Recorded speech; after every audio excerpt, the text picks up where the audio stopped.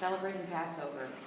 Jesus celebrated Passover with his friends. With special stories, songs, and prayers, they remembered the times that God had helped them escape from Egypt. Jesus gave them something new to remember, that he would help them find their way into a new place if they remembered his teaching. This new place was not a land with dirt and trees, but a land in the heart made of love, peace, and care for neighbor and God. He said, "Remember my body every time you eat bread. Remember my blood every time you drink juice. My body will become your body, my heart your heart, my love your love." Judas betrays Jesus. Judas didn't want to be a part of Jesus' body, heart, or love. He was moving away from his friends, saying, "I wish it didn't have to be this way." Full of despair, he left the table and went to the temple. Jesus had said, "Do what you have to do." So Judas did. He gave the temple rulers the place where they could find Jesus, and they gave him 30 pieces of silver.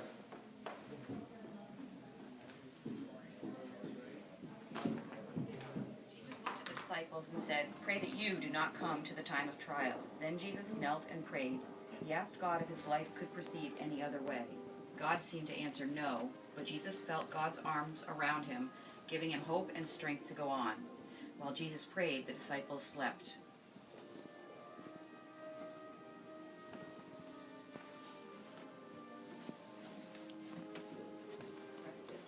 Suddenly, a crowd came to the quiet garden place where Jesus was praying.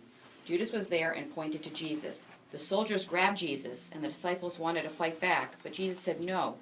To the soldiers, he said, "I have been teaching in the temple for many days now. Why didn't you arrest me there instead of coming in the dark of night and treating me like a criminal?" No one answered him. They took Jesus away, and the disciples scattered.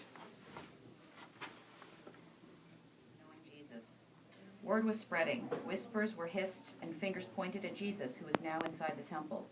Peter, outside, was warming his hands by a fire, for they felt cold and empty, now that they couldn't hold Jesus' body.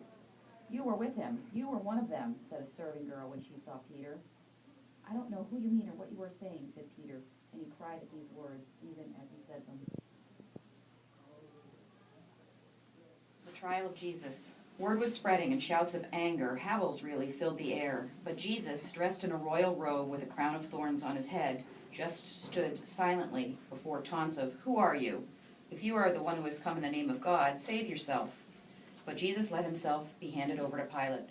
Was Jesus thinking, "Remember me, remember me, remember me"?